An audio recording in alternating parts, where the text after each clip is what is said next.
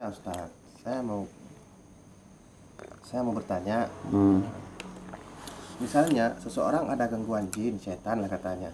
Gimana kita tahu bahwa itu orang itu, oh ini orang ini ada gangguan? Oh ya ya.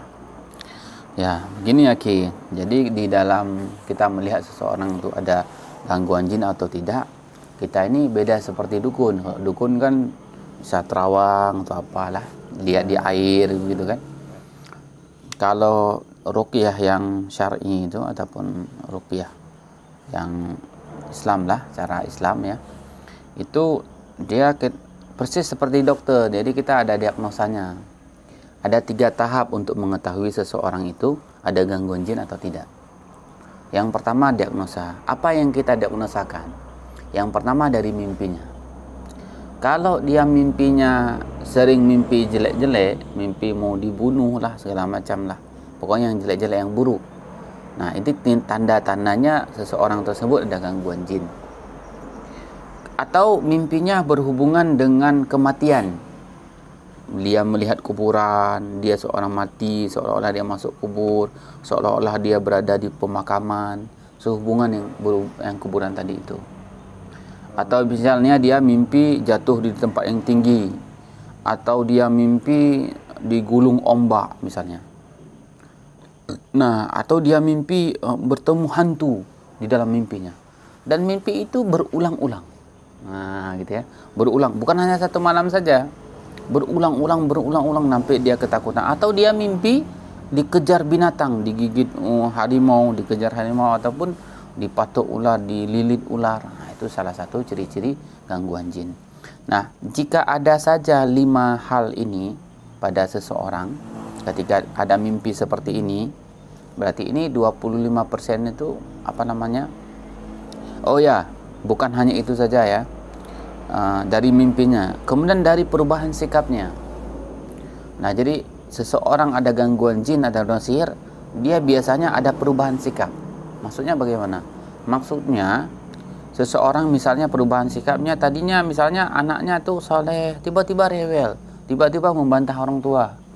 Ataupun biasanya itu suaminya biasa aja, baik, tiba-tiba udah marah, memarahi istrinya misalnya. Atau sebaliknya, istrinya dia tadinya soleh, tiba-tiba membantah suaminya, minta cerai tiba-tiba. Atau tiba-tiba dia berubah sikapnya, yang tadinya baik-baik saja tiba-tiba berubah. Nah, itu ciri-ciri gangguan jin atau ciri-ciri gangguan sihir. Ada satu lagi, ada gangguan pada ibadahnya.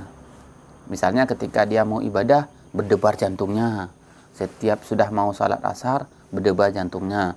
Setiap dengan azan, dia nggak sanggup dengan azan. Panas kupingnya, telinganya itu panas. Atau ketika setiap dia mau wudhu, selalu dia kentut. Setiap dia selesai wudhu, selalu dikentut.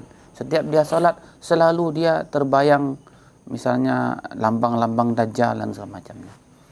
Intinya ketika dia melakukan ibadah, dia seperti terganggu, was-was berlebihan.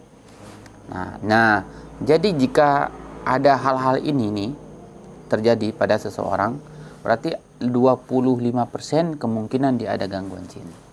Ada gangguan sihir. Enggak cukup dengan itu. Nah, ada lagi apa? Untuk kita membuktikan 25% lagi sampai 50% betul-betul di gangguan jenis sihir, coba minum herba-herba sunnah. Ya, seperti zaitun, habatus sauda, bidara, yang herba-herba, madu yang disebutkan dalam Al-Quran dan hadis ya. Tetapi tetap dibacakan Al-Quran. Misal kita ingin membuktikan apakah saya ada gangguan jin atau tidak misalnya. Nah, kita ambil misalnya ini air nih. Kita air, minimal air putih biasa, bacakan Al-Fatihah, ayat kursi, amanar rasul, ya, qulhu afalak annas, macam-macam 3 kali tiupkan. Anda doakan kepada Allah, ya Allah, jika memang ada gangguan jin dalam tubuh saya, nampakkan ya Allah, kemudian minum.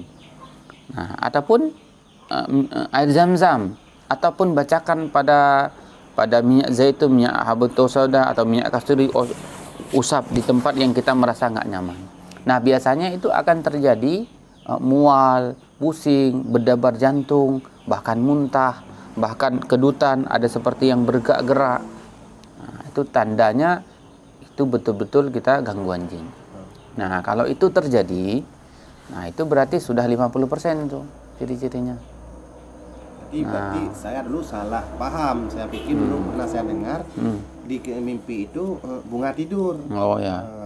Masya Allah. Jadi sekarang bukan mimpi itu bukan hanya bunga tidur, tapi ada juga bermasalah dengan dengan gangguan-gangguan. Ya betul. Jadi kalau saya lanjutkan sedikit lagi. Jadi kalau itu kan dia udah 50% tadi. Untuk kita pastikan betul-betul tidak nih ada gangguan jin saya ini. Nah, mintalah ruqyah kepada orang yang ahli ruqyah. Ataupun kita bacakan sendiri ayat-ayat ruqyah, atau coba kita amalkan surah Al-Baqarah. Baca saja, nggak usah banyak, 100 ayat saja dulu. Dengan keyakinan dan pengharapan, ya Allah, nampakkan doa ada jin. Nah, kalau kita bacakan itu biasanya kita reaksi itu. Atau kita minta ruqyah, biasa kita reaksi muntah terus-terusan. Nah, berarti kita itu betul-betul sudah ada gangguan jin. Jadi di dalam ruqyah syariah nggak ada itu yang apa, misalnya kamu ada gangguan jin nggak ya, saya lihat di air dulu, oh ada, nggak seperti itu ya. Sederhana sekali, bisa dilakukan oleh kawan-kawan di rumah dia. Silahkan dilakukan kawan-kawan di rumah, tinggal cukup membacakan air garam saja, dimasukkan ke garam, atau nanti bisa diusapkan ke tubuh, ke tempat yang merasa nggak nyaman, atau nanti minum air garam tersebut. Itu sudah mencukupi, begitu, oke ya. Insyaallah mudah kan? Ya, mudah. Nggak perlu harus Simple, datang ke dukun tengok-tengok, itu nggak perlu ya. Begitu saja ya. Mudah-mudahan nanti kita bisa berbagi pengalaman-pengalaman ilmu ini kepada siapa saja ya. Saya senang aja kalau saya ada seperti ini sambil minum pagi kan, makan pagi, kita saling sharing-sharing ya. Masya Allah.